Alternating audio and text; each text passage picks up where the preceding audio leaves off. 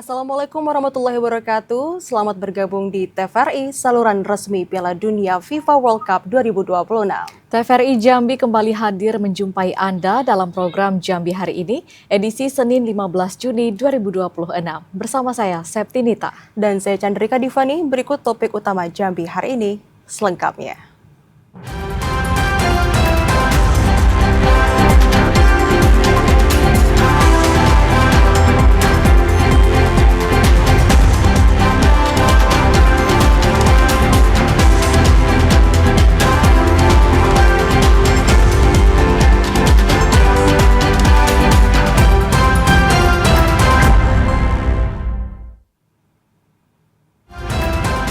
Juni 2026 luasan karhutla di Moro Jambi mencapai 1,7 hektar.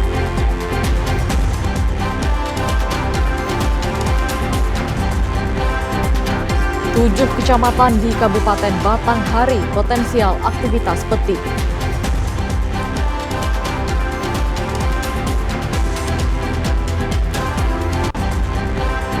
Dupa Cafe bergemuruh, Jerman menang berpesta gol di gawang Curaçao.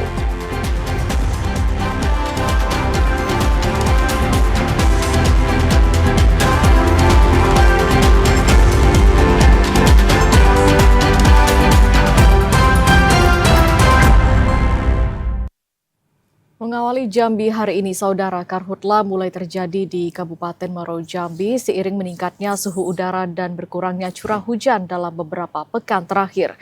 Hingga pertengahan Juni 2026, luasan karhutla di lahan mineral mencapai 1,7 hektar. Karhutla masih menjadi ancaman serius Pemkab Moro Jambi memasuki musim kemarau tahun 2026. Berdasarkan data BPBD Moro Jambi, luasan karhutla pada periode Januari hingga pertengahan Juni 2026 mencapai 1,7 hektar.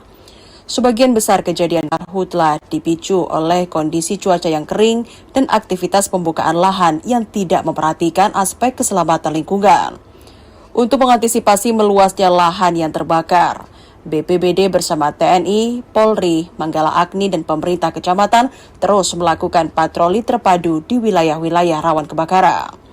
Selain upaya pemadaman, sosialisasi kepada masyarakat juga terus digencarkan BPBD Moro Jambi.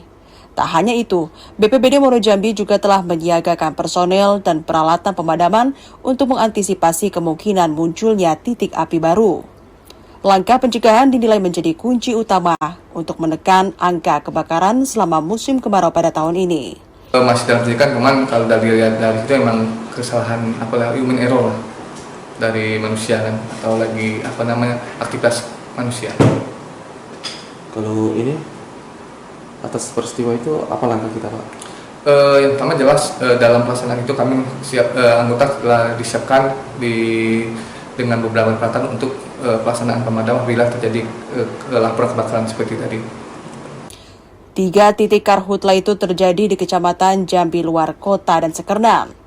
Hingga saat ini Kabupaten Moro Jambi masih berada dalam status siaga darurat karhutla. Status siaga ini berlaku hingga 15 Oktober mendatang. Azam Afnan, TVRI Jambi, melaporkan. Saudara, memasuki musim kemarau, upaya pencegahan karhutla terus diperkuat di Provinsi Jambi. Korem 042 Garuda Putih mengajak seluruh perusahaan untuk turut berperan aktif dalam mengantisipasi munculnya titik api. Korem 042 Garuda Putih menegaskan pencegahan dan penanganan kebakaran hutan dan lahan memerlukan keterlibatan semua pihak. Tidak hanya pemerintah dan aparat keamanan, namun juga dunia usaha dan perusahaan yang beroperasi di wilayah Provinsi Jambi. Dan Rem 042 Garuda Putih, Brigjen TNI Nyamin mengatakan, perusahaan memiliki peran strategis dalam mencegah terjadinya karhutla, terutama di kawasan perkebunan dan lahan usaha yang memiliki risiko tinggi terhadap kebakaran saat musim kemarau. Setiap perusahaan harus memastikan kesiapan sarana dan prasarana penanggulangan kebakaran, termasuk menyiagakan personil, peralatan pemadaman, serta melakukan pengawasan secara berkelanjutan di wilayah operasional masing-masing. Dan Rem juga menekankan pentingnya koordinasi dan kolaborasi antara perusahaan, pemerintah daerah, TNI, Polri, dan masyarakat. Sinergi tersebut dinilai menjadi kunci dalam mendeteksi dan menangani titik api sejak dini. Semua sudah kita himbau dan mereka juga menyiapkan satgas-satgas termasuk sarana prasarana untuk pemadaman di daerah masing-masing, di lokasi masing-masing. Nanti kita lihat, itu nanti ada tim penegak hukum yang akan melihat itu apakah melanggar atau tidak. Dengan keterlibatan aktif seluruh pemangku kepentingan, diharapkan upaya pencegahan dan penanganan karhutla di Provinsi Jambi dapat berjalan lebih efektif, sehingga risiko kabut asap, kerugian ekonomi, serta kerusakan lingkungan akibat karhutla dapat ditekan semaksimal mungkin. Asyhar, TVRI Jambi, melaporkan. Pemkab Sarolangun mendukung program strategis nasional di sektor pertanian melalui program cetak sawah baru dan optimalisasi lahan. Pemerintah Kabupaten Sarolangun menargetkan penambahan areal persawahan guna memperkuat ketahanan pangan daerah. Sebagai bentuk dukungan terhadap program ketahanan pangan nasional, pemerintah Kabupaten Sarolangun mengusulkan lanjutan program cetak sawah baru seluas 200 hektar kepada pemerintah pusat. Program ini juga diiringi dengan optimalisasi lahan pertanian yang selama ini belum dimanfaatkan secara maksimal. Upaya tersebut difokuskan pada pemanfaatan lahan tidur, lahan milik masyarakat, serta perluasan baku sawah di kawasan rawa yang memiliki potensi untuk dikembangkan menjadi areal persawahan produktif. Langkah ini diharapkan mampu meningkatkan produktivitas pertanian dan mendukung kemandirian pangan daerah. Kepala Dinas Tanaman Pangan, Hortikultura, dan Perkebunan Kabupaten Sarolangun Dulmuin mengatakan, tim teknis dari Kementerian Pertanian telah melakukan verifikasi dan pendataan di lapangan. Kegiatan ini bertujuan memastikan lokasi yang diusulkan memenuhi kriteria dan layak dijadikan areal persawahan baru. Selain program cetak sawah, pemerintah daerah juga berupaya mengoptimalkan lahan persawahan yang sudah ada melalui rehabilitasi dan peningkatan produktivitas. Ratusan hektar sawah yang sebelumnya kurang produktif akan dibenahi agar dapat kembali dimanfaatkan secara maksimal oleh petani. Ini melanjutkan cetak sawah ada 200 hektar. Kemudian optimalisasi lahan non-rawa. Ini ada 200 hektar. Ini untuk menggunakan lahan-lahan yang tidak terpakai itu. Kemudian ada lagi rehabilitasi lahan sawah. Jadi sawah yang tidak dimanfaatkan sekitar 1-5 tahun tidak dimanfaatkan. Nah, ini kita usulkan untuk rehab sawah, artinya suruh ngelola kembali jadi sawah lagi.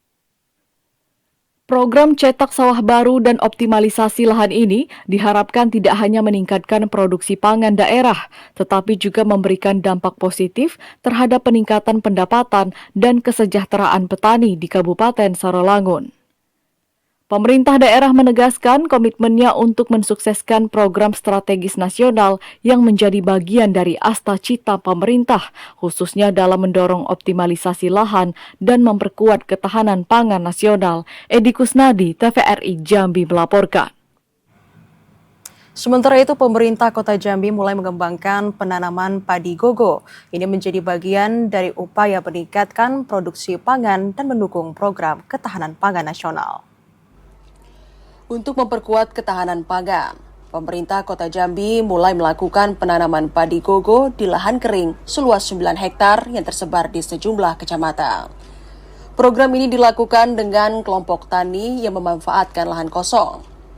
Kepala Dinas Pertanian dan Ketahanan Pangan Kota Jambi, Efridal Asri, mengatakan, padi gogo memiliki karakteristik yang dapat tumbuh di lahan kering, sehingga menjadi solusi untuk meningkatkan produksi beras di tengah keterbatasan lahan sawah. Pengembangan padi gogo juga menjadi bagian dari target peningkatan luas tambah tanam padi pada tahun 2026. Diharapkan program ini mampu meningkatkan pendapatan petani dan mendorong pemanfaatan lahan tidur menjadi lahan produktif. Pemkot Jambi optimis pengembangan padi gogo dapat menjadi salah satu langkah nyata dalam menjaga stabilitas pasokan pangan, kemudian mendukung program swasembada pangan yang dicanangkan pemerintah pusat.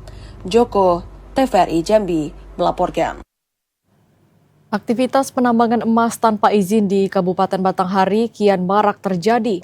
Mencegah dampak kerusakan lingkungan yang lebih luas, pemerintah Kabupaten Batanghari mulai mengintensifkan langkah pencegahan dan sosialisasi kepada masyarakat. Aktivitas penambangan emas tanpa izin atau peti di Kabupaten Batanghari disinyalir masih menjadi ancaman serius bagi kelangsungan lingkungan, khususnya di sepanjang daerah aliran Sungai Batanghari. Kondisi ini dikhawatirkan dapat menimbulkan kerusakan ekosistem sungai, menurunkan kualitas air, serta berdampak langsung terhadap kehidupan masyarakat yang menggantungkan aktivitasnya pada sungai. Untuk menekan potensi meluasnya aktivitas peti, pemerintah Kabupaten Batanghari bersama unsur Forkopimda terus menggalakkan sosialisasi dan edukasi kepada masyarakat mengenai bahaya serta dampak negatif penambangan emas ilegal. Kepala Badan Kesatuan Bangsa dan Politik Kabupaten Batanghari, Ahmad Fatan, mengatakan, berdasarkan hasil pemetaan, terdapat 7 kecamatan yang dilintasi aliran Sungai Batanghari dan memiliki potensi terjadinya aktivitas peti. Apabila langkah pencegahan tidak dilakukan secara optimal, aktivitas peti dapat menyebabkan pencemaran sungai yang berdampak pada lingkungan dan kesehatan masyarakat dalam jangka panjang. Ada di beberapa wilayah kecamatan yang sepanjang jalur arus Sungai Batanghari. Mungkin dapat kita tahu kan beberapa desa kita memang kecamatan ada dilalui oleh Kabupaten Sungai Batanghari. Itulah wilayah titik-titik yang kemungkinan potensi petinya masih ada.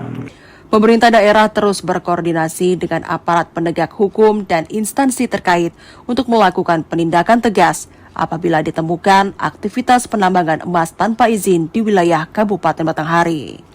Langkah ini diharapkan mampu menekan aktivitas peti sekaligus menjaga kelangsungan ekosistem sungai dan sumber daya alam agar tetap lestari untuk generasi mendatang. Adi Juniawan, TVRI Jambi, melaporkan.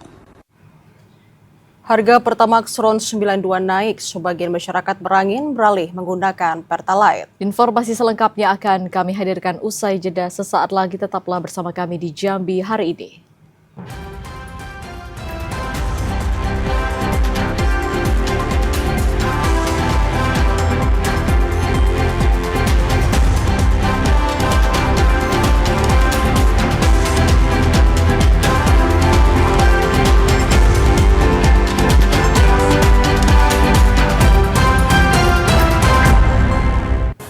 Anda kembali bergabung bersama kami di Jambi hari ini dalam segmen Ibadah Haji 2026. Pemerintah Kabupaten Merangin melalui kantor Kementerian Haji dan Umroh terus memantau proses kepulangan jemaah haji asal Merangin dari Tanah Suci. Jemaah dijadwalkan tiba secara bertahap pada 23 dan 26 Juni mendatang. Proses pemulangan jemaah haji Indonesia dari Tanah Suci mulai menjadi perhatian keluarga dan masyarakat di daerah, termasuk di Kabupaten Merangin. Berdasarkan jadwal yang telah ditetapkan, jemaah haji asal Kabupaten Merangin yang tergabung dalam kloter 19 akan tiba di Merangin pada 23 Juni mendatang. Sedangkan jemaah haji yang tergabung dalam kloter 23 dijadwalkan tiba di Merangin pada 26 Juni 2026. Kepala Kantor Kementerian Haji dan Umroh Kabupaten Merangin, Abdel Aziz, mengatakan seluruh jemaah haji asal Merangin saat ini masih berada di Tanah Suci. Untuk memantau proses kepulangan jemaah haji, Kantor Kemenhaj Merangin terus berkoordinasi dan memantau perkembangan kondisi jemaah. Sampai ke Merangin di tanggal 23. Dan nanti di tanggal 22 sampai di Jambi dan sampainya malam, insya Allah tanggal 23 pagi sudah sampai ke Merangin. Untuk kloter 23 itu akan sampai ke Jambi di hari tanggal 26 dan pada hari itu juga akan sampai ke Merangin. Abdel Aziz berharap seluruh jemaah haji Merangin dapat menjaga kesehatan dan stamina selama menjalani rangkaian ibadah di Tanah Suci. Pemerintah daerah dan petugas penyelenggara haji memastikan proses pemulangan jemaah haji akan berlangsung lancar.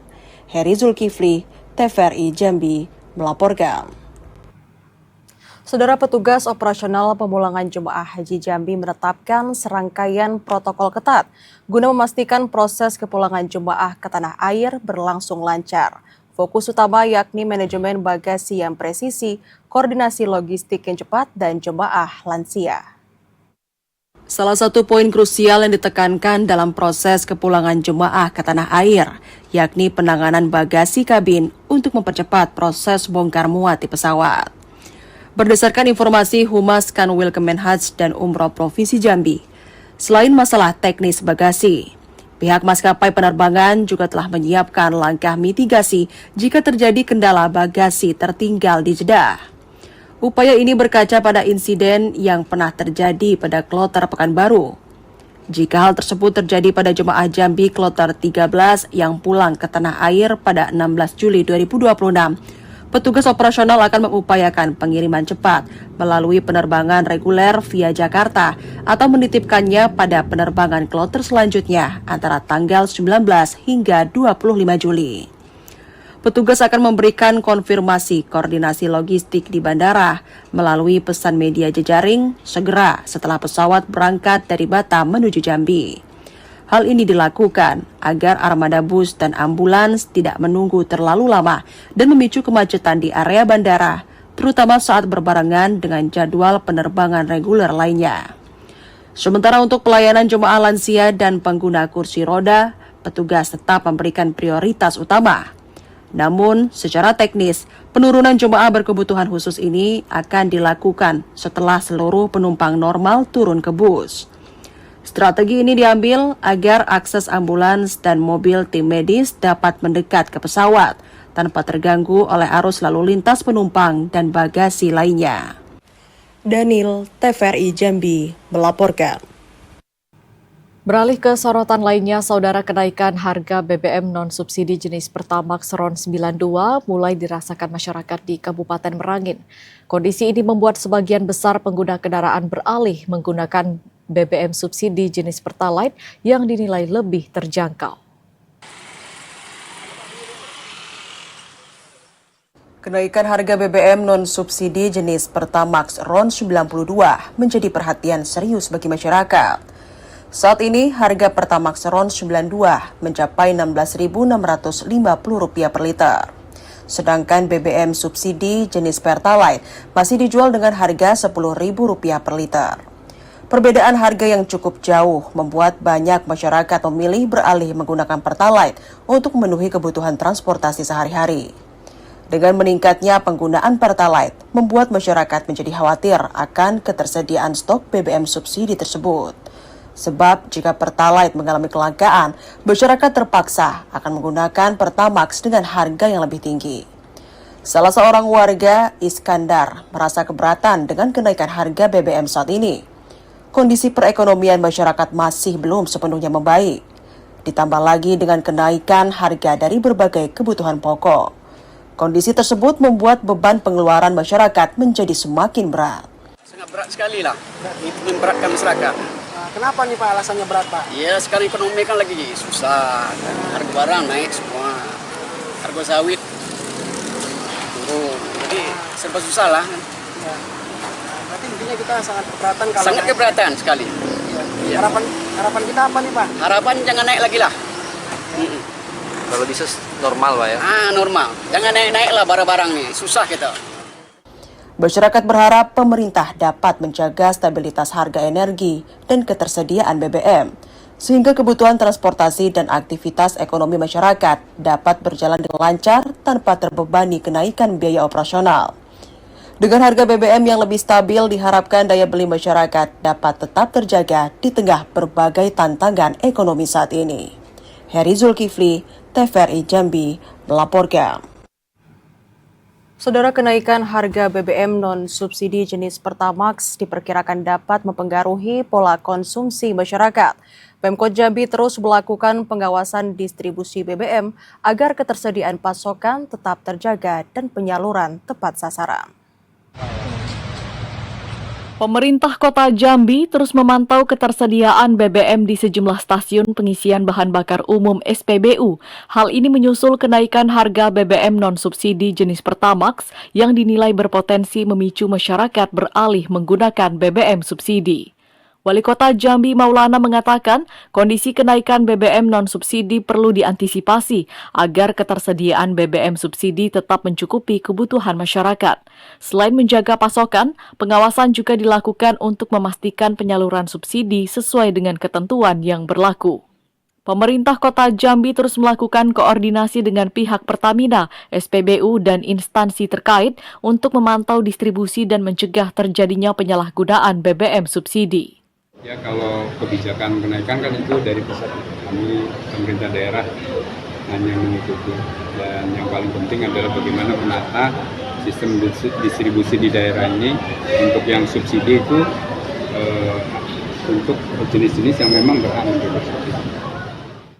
Maulana menambahkan pemerintah Kota Jambi akan terus meningkatkan pengawasan dan berkoordinasi dengan seluruh pemangku kepentingan agar penyaluran BBM bersubsidi tepat sasaran. Joko, TVRI Jambi melaporkan. Penggunaan IKD masih di bawah target nasional di Sdukcapil Kota Sungai Penuh gencarkan aktivasi. Informasi selengkapnya akan kami hadirkan usai jeda, tetap di Jambi hari ini sesaat lagi.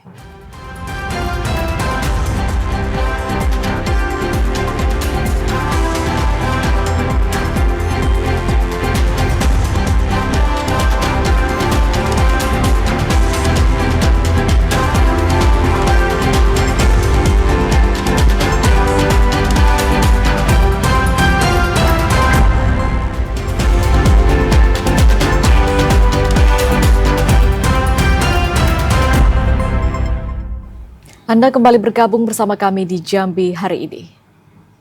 Penggunaan identitas kependudukan digital IKD di Kota Sungai Penuh hingga saat ini masih berada di bawah target nasional yang ditetapkan pemerintah pusat. Di Sdukcapil Kota Sungai Penuh terus menggencarkan sosialisasi dan aktivasi IKD kepada masyarakat. Secara nasional, Kementerian Dalam Negeri menargetkan aktivasi IKD mencapai 30% dari jumlah penduduk wajib KTP. Aktivasi ini sebagai bagian dari percepatan transformasi layanan administrasi kependudukan berbasis digital. Kepala Bidang Pendaftaran Penduduk Dinas Kependudukan dan Pencatatan Sipil Kota Sungai Penuh, Mary Sumarni mengatakan, aktivasi IKD saat ini baru 14,94%. Rendahnya capaian aktivasi IKD dipengaruhi oleh beberapa faktor, di antaranya masih terbatasnya pemahaman masyarakat mengenai manfaat IKD, keterbatasan penggunaan telepon pintar yang mendukung aplikasi, dan masih banyak warga yang lebih memilih menggunakan KTP fisik. Untuk mengejar target aktivasi nasional, Disdukcapil terus melakukan berbagai upaya untuk meningkatkan jumlah pengguna IKD melalui layanan jemput bola, sosialisasi ke instansi pemerintah, sekolah, perguruan tinggi, hingga pusat-pusat pelayanan publik. Begitu juga IKD, mungkin IKD ini masih belum mencapai target, itu target nasional 30%, kita bisa mencapai 14,94%, karena ada satu dan dua hal kendala yang perlu kita benahi. IKD merupakan dokumen kependudukan dalam bentuk digital yang dapat diakses melalui aplikasi resmi Dukcapil di telepon pintar. Kehadiran IKD diharapkan dapat mempermudah masyarakat dalam mengakses berbagai layanan administrasi kependudukan secara lebih cepat, aman, dan efisien. Fahlan Diandra, TVRI Jambi melaporkan. Informasi lainnya, Saudara, Pemkab Bungo memastikan mutu dan layanan publik tetap optimal meski ratusan ASN memasuki masa pensiun.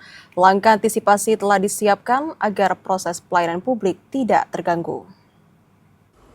179 ASN di lingkungan pemerintah Kabupaten Bungo memasuki masa purna bakti pada tahun ini. Kondisi tersebut menjadi perhatian pemerintah daerah, mengingat peran ASN sangat penting dalam menjaga kualitas pelayanan publik. Pemerintah Kabupaten Bungo melalui dinas terkait menyatakan telah menyiapkan berbagai strategi untuk mengantisipasi kekurangan ASN, khususnya tenaga pengajar. Di antaranya melalui redistribusi guru, pemetaan kebutuhan tenaga pendidik, dan pengusulan formasi guru baru sesuai kebutuhan sekolah. Selain memastikan ketersediaan tenaga pengajar, Pemkab Bungo juga terus mendorong peningkatan kompetensi guru yang masih aktif. Upaya ini dilakukan agar kualitas pembelajaran tetap terjaga dan pelayanan pendidikan kepada peserta didik dapat berlangsung secara maksimal. Nanti kita masing-masing instansi atau OPD nanti dia mengatur bagaimana pola kerja ASN dan masuk juga P3K yang ada untuk membagi tugas ASN yang ada di lingkungannya sehingga kekurangan-kekurangan itu bisa ditutupi dan dengan meningkatkan misalnya mobilitas dan kinerja daripada pegawainya masing-masing. Berdasarkan data BKPSDM Bungo, 179 ASN yang memasuki masa pensiun itu terdiri dari 15 pejabat struktural, 93 tenaga guru, 15 tenaga kesehatan, dan 56 tenaga teknis. Pemkab Bungo saat ini harus menyesuaikan kemampuan anggaran daerah sesuai aturan belanja pegawai maksimal 30%. Mukriandi, TVRI Jambi, melaporkan. Antusiasme masing-masing pendukung terlihat sejak awal tendangan pertama yang mempertemukan timnas Jerman melawan Curaçao. Pada pertandingan pertama grup E ini, timnas Jerman berpesta gol 7-1 ke gawang timnas Curaçao. Suasana meriah dan penuh sorak-sorai mewarnai gelaran nonton bareng Piala Dunia 2026 di Dufa Cafe pada Senin malam. Ratusan pengunjung yang memadati lokasi dibuat terpukau oleh penampilan impresif timnas Jerman yang sukses membantai Curaçao dengan skor telak 7-1 pada laga perdana grup E. Sejak peluit awal dibunyikan, Jerman langsung tampil menekan dan membuka keunggulan cepat. Meski Curaçao sempat menyamakan kedudukan melalui gol Ivano Comenencia di Manshaft mampu bangkit dan menunjukkan kelasnya dengan mencetak 6 gol tambahan hingga pertandingan berakhir.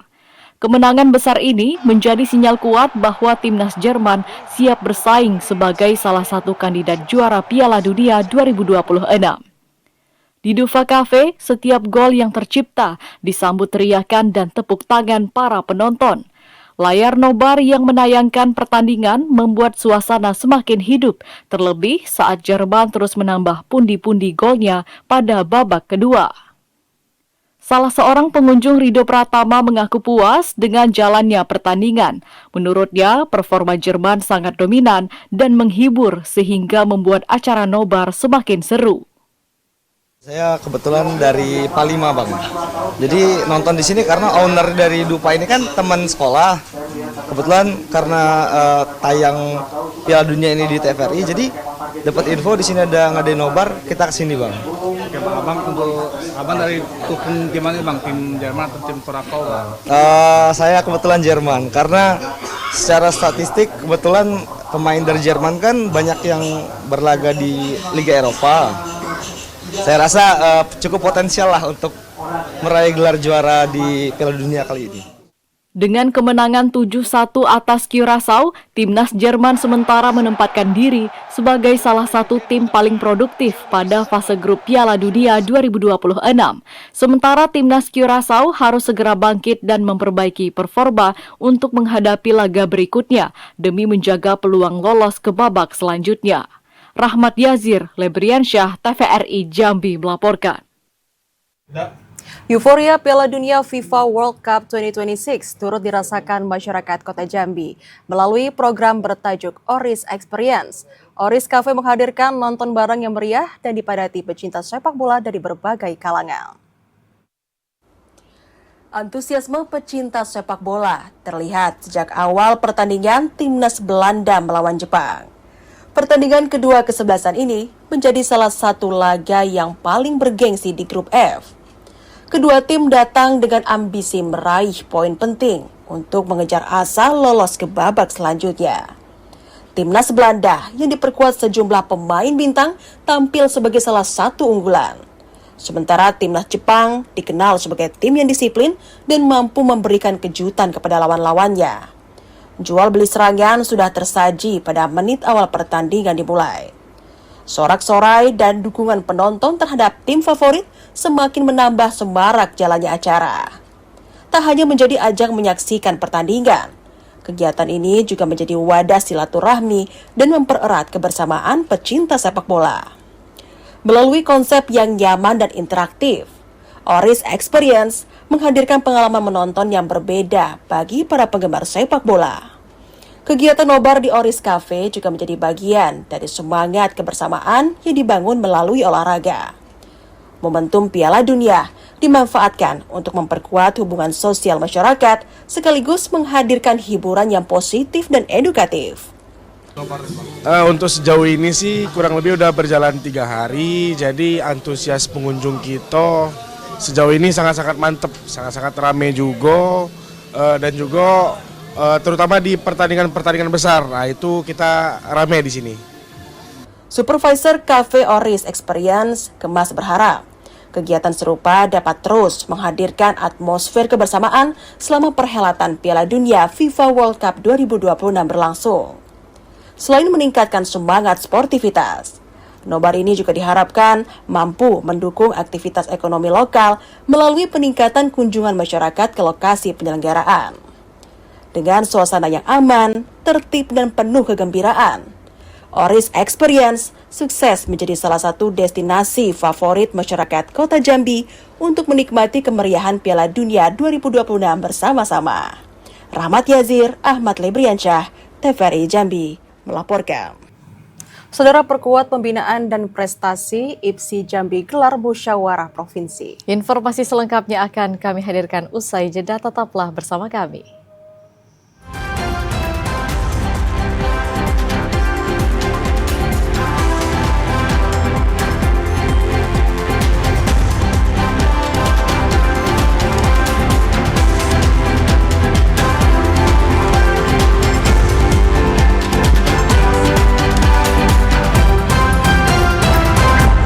Anda kembali bergabung bersama kami di Jambi hari ini dalam segmen advertorial. Pengurus Provinsi Ikatan Pencaksilat Indonesia atau IPSI Jambi resmi menggelar musyawarah provinsi masa bakti 2026 hingga 2030. Dalam musprov tersebut, Pelda Purnawirawan Hasan Basri Harahap kembali mendapat kepercayaan untuk memimpin IPSI Jambi 4 tahun ke depan. Musyawarah Provinsi atau Musprov Ikatan Pencaksilat Indonesia IPSI Provinsi Jambi masa bakti 2026 hingga 2030 resmi digelar di Ratu Hotel Minggu kemarin. Kegiatan ini dihadiri Ketua Perguruan Pencaksilat anggota IPSI serta Ketua IPSI Kabupaten dan Kota seprovinsi Jambi. Musprov dibuka secara resmi oleh staf ahli Gubernur Jambi bidang kemasyarakatan dan sumber daya manusia Dr. Ferry Kusnadi. Dalam agenda pemilihan kepengurusan, Pelda Purnawirawan Haji Hasan Basri Harahap kembali terpilih dan dipercaya memimpin pengurus Provinsi IPSI Jambi untuk periode 2026 hingga 2030. Ketua Pengprov IPSI Jambi terpilih, Hasan Basri Harahap, menyampaikan rasa syukur dan terima kasih atas kepercayaan yang kembali diberikan kepadanya. Ia mengajak seluruh perguruan dan pengurus IPSI di daerah untuk memperkuat soliditas organisasi, meningkatkan pembinaan atlet, serta bersama-sama mencetak pesilat berprestasi yang mampu bersaing di tingkat nasional maupun internasional. Alhamdulillah, pada dari pagi sampai siang ini kita melaksanakan musprov. Alhamdulillah saya terpilih jadi ketua kembali. Harapan saya bahwa pencaksilat di Provinsi Jambi ini menjadi pesilat-pesilat dan mencari atlet-atlet yang terbaik di Provinsi Jambi ini. Sementara itu, staf ahli Gubernur Jambi bidang kemasyarakatan dan sumber daya manusia Dr. Ferry Kusnadi menegaskan komitmen pemerintah Provinsi Jambi dalam mendukung pengembangan pencaksilat sebagai olahraga prestasi sekaligus warisan budaya bangsa yang telah mendapat pengakuan dunia.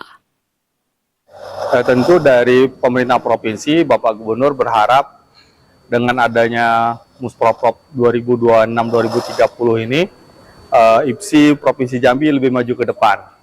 Dan harapan kita tadi bersama Ketua KONI Provinsi Jambi, tentu kita harapkan dari cabur, itu baik itu dari pencaksilat kita, baik dari provinsi atau kabupaten kota, tentunya kita pengen prestasinya lebih maju. Ketua Umum KONI Provinsi Jambi AKBP Mat Sanusi juga memberikan apresiasi kepada kepengurusan IPSI periode 2022 hingga 2026 atas dedikasi dan berbagai prestasi yang telah dipersembahkan bagi daerah. Terima kasih rekan-rekan. Harapan dari KONI Provinsi Jambi dengan Musprop IPSI ini, KONI Provinsi Jambi tentu mengharapkan terpilih pimpinan ataupun ketua IPSI Provinsi Jambi beserta pengurus untuk 2026-2030 akan membawa perubahan yang lebih sempurna lagi, yang lebih baik lagi untuk IPSI ke depannya. Karena kita tahu 2027 sudah masuk BK PON dan 2028 sudah PON NTB NTT. Musprov IPSI Jambi 2026 diharapkan menjadi momentum memperkuat organisasi, meningkatkan pembinaan atlet, serta mengantarkan pencaksilat Jambi meraih prestasi yang lebih gemilang di tingkat nasional maupun internasional. Ashar TVRI Jambi melaporkan. Lembaga Adat Melayu Jambi bersama Pemprov Jambi menggelar ziarah adat ke makam Datuk Rangkayo Itam dan Datuk Paduko Berhalo. Ziarah adat ini menjadi bagian dari upaya pelestarian nilai-nilai luhur adat yang diwariskan dari generasi ke generasi. Pagi itu, suasana khidmat menyelimuti kompleks pemakaman Datuk Rangkayo Itam dan Paduka Berhalo di Kabupaten Tanjung Jabung Timur. Ketua, pengurus, dan anggota LAM beserta Wakil Gubernur Jambi berjalan perlahan menuju pusara Datuk Rangkayo Itam dan Paduka Berhalo. Di tangan mereka tergenggam bunga dan doa sebagai simbol penghormatan kepada sosok-sosok yang telah meletakkan dasar adat dan budaya Melayu Jambi. Ziarah adat yang digelar LAM Jambi ini tidak hanya menjadi agenda tahunan, namun menjadi pengingat bahwa perjalanan panjang adat Melayu Jambi dibangun oleh para tokoh yang mengabdikan hidupnya untuk menjaga nilai, norma, dan kearifan lokal yang hingga kini masih hidup di tengah masyarakat. Satu persatu makam para pendahulu ini diziarahi, doa-doa dipanjatkan dengan penuh khusyuk. Tabur bunga dilakukan sebagai bentuk penghormatan dan ungkapan terima kasih atas jasa para leluhur. Di sela kegiatan, para tokoh adat ini menceritakan kembali sejarah perjuangan para pendahulu kepada generasi muda yang turut hadir. Bagi LAM Jambi, ziarah adat memiliki makna yang lebih dalam daripada sekedar mengenang. Tradisi ini menjadi sarana memperkuat jati diri masyarakat Melayu Jambi sekaligus menanamkan nilai penghormatan terhadap sejarah dan budaya daerah.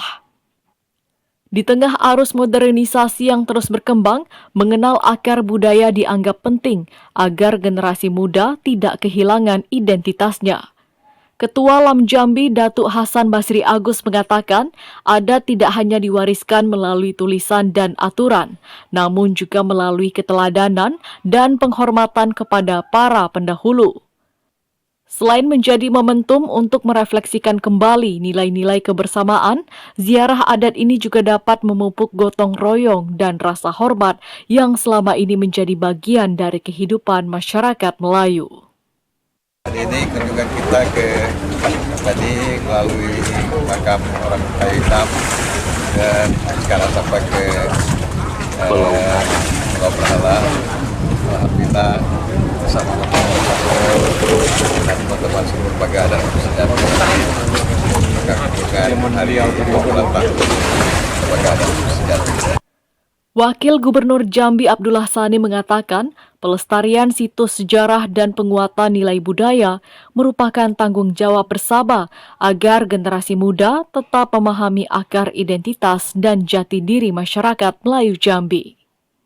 Ziarah adat ini diharapkan dapat mewariskan nilai-nilai luhur warisan nenek moyang agar terus hidup di tengah lingkungan masyarakat dan terjaga sepanjang zaman.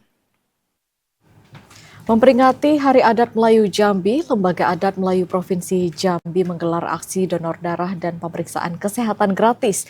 Hal ini menjadi wujud kepedulian sosial sekaligus mengajak masyarakat untuk lebih peduli terhadap kesehatan. Suasana Balai Adat Melayu Jambi dipenuhi antusiasme masyarakat yang datang untuk mengikuti berbagai layanan kesehatan dan aksi kemanusiaan yang diselenggarakan dalam Provinsi Jambi dalam rangkaian peringatan Hari Adat Melayu. Melalui kegiatan ini, masyarakat dapat menikmati layanan pemeriksaan kesehatan gratis mulai dari cek tekanan darah, gula darah, asam urat hingga kolesterol. Kegiatan tersebut terlaksana berkat kolaborasi LAM Provinsi Jambi dengan Puskesmas Simpang 4 Sipin dan Dinas Kesehatan Provinsi Jambi. Tidak hanya itu, masyarakat juga mendapatkan kesempatan untuk berkonsultasi langsung dengan tenaga medis serta menerima obat sesuai kebutuhan. Pemeriksaan kesehatan tulang juga menjadi salah satu layanan yang menarik minat masyarakat. Layanan ini terlaksana berkat kerjasama dengan Apotek Sari Asih dan PT Radian.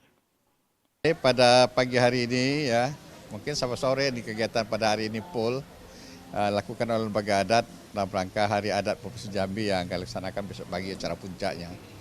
Yaitu pertama acara hari ini itu donor darah. Kemudian pemeriksaan kesehatan gratis yang tadi sudah dalam proses sekarang sudah dilaksanakan, termasuk saya juga meriksa gula dan termasuk juga asam urat dan darah dan sebagainya. Dan alhamdulillah ini merupakan rangkaian kegiatan Hari Adat Provinsi Jambi. Mudah-mudahan itu berjalan dengan baik dan ada manfaat untuk kepentingan masyarakat. Sebagai bagian dari rangkaian kegiatan, aksi donor darah juga bekerja sama dengan PMI Kota Jambi. Kegiatan ini menjadi bentuk kepedulian sosial sekaligus membantu menjaga ketersediaan stok darah bagi masyarakat yang membutuhkan. Kepala Unit Donor Darah PMI Kota Jambi mengatakan, kegiatan donor darah ini memberikan kontribusi positif dalam memenuhi kebutuhan darah, serta meningkatkan kesadaran masyarakat untuk berbagi melalui donor darah. Insya Allah setiap tahunnya kita di LAM Provinsi ini, dalam rangkaian Hari Adat Melayu, itu rutin setiap tahun menggelar kegiatan cek kesehatan dan juga donor darah. Ya, jadi salah satunya juga mudah-mudahan kita bisa membantu stok daripada darah di PMI, ya, di mana PMI tentu mengcover banyak rumah sakit ya, bukan hanya di satu rumah sakit. Mudah-mudahan kegiatan seperti ini bisa membantu masyarakat juga untuk titik pengumpulan darah di Kota Jambi. Kalau antusias selama ini alhamdulillah luar biasa ya, dan kita berharap masyarakat umum lebih banyak untuk datang ya. Alhamdulillah, apalagi di sini kita juga banyak mendapatkan goodie bag ya, sembako dan lain-lain begitu. Dalam kesempatan tersebut, LAM Provinsi Jambi juga menyerahkan paket sembako kepada masyarakat dan para pendonor darah. Salah seorang peserta mengaku senang dapat berpartisipasi karena selain menjaga kesehatan diri, kegiatan ini juga menjadi sarana untuk membantu sesama. Tadi kebetulan dari grup kantor ada flyer untuk donor darah di lembaga adat. Jadi saya tadi habis dari kantor langsung kemari untuk donor. Untuk kegiatan ini lumayan bagus ya untuk masyarakat. Jadi bagi masyarakat yang mau donor bisa kemari untuk ya mungkin kebutuhan darah di PMI ada yang untuk buat stok gitu kan, biar ketersediaan darahnya bisa terpenuhi. Selain kegiatan sosial dan kesehatan, rangkaian peringatan Hari Adat Melayu Jambi juga diisi dengan lomba menyanyikan lagu daerah dan lomba sholawat busro. Kegiatan ini menjadi bagian dari upaya pelestarian budaya Melayu Jambi, sekaligus memberikan ruang bagi masyarakat untuk menampilkan bakat dan menumbuhkan kecintaan terhadap kesenian daerah. Cynthia Adli, TVRI Jambi melaporkan. Saudara, tim KPK geledah sejumlah lokasi di Kabupaten Muara Enim. Informasi selengkapnya akan kami hadirkan usai jeda sesaat lagi dalam segmen Lintas Andalas. Tetaplah di Jambi hari ini.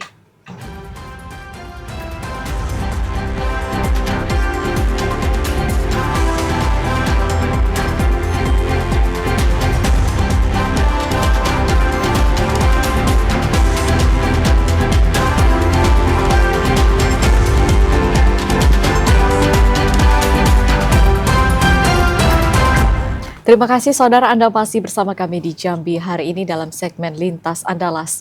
Menteri Komunikasi dan Digital mengajak berbagai komunitas di Kota Medan untuk meningkatkan literasi digital dan kewaspadaan terhadap ancaman kejahatan siber yang semakin berkembang.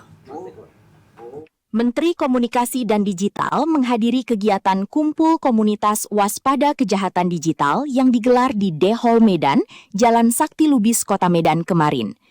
Kegiatan ini mempertemukan berbagai elemen komunitas untuk berdiskusi mengenai tantangan dan ancaman kejahatan digital yang semakin marak di tengah pesatnya perkembangan teknologi informasi.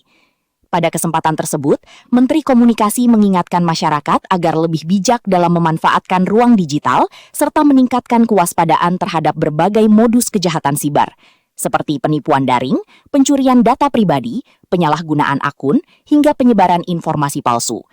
Melalui kegiatan ini, peserta juga mendapatkan edukasi mengenai pentingnya menjaga keamanan data pribadi, mengenali ciri-ciri penipuan digital, serta langkah-langkah yang dapat dilakukan untuk melindungi diri saat beraktivitas di internet. Pemerintah terus mendorong peningkatan literasi digital sebagai salah satu upaya membangun masyarakat yang cakap digital dan mampu menghadapi berbagai risiko di dunia maya.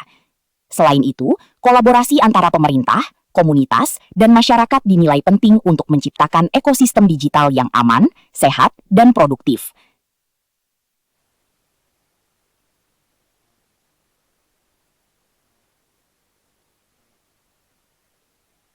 Melalui kegiatan Kumpul Komunitas Waspada Kejahatan Digital, masyarakat diharapkan semakin memahami pentingnya keamanan digital dan mampu terhindar dari berbagai bentuk kejahatan siber yang terus berkembang.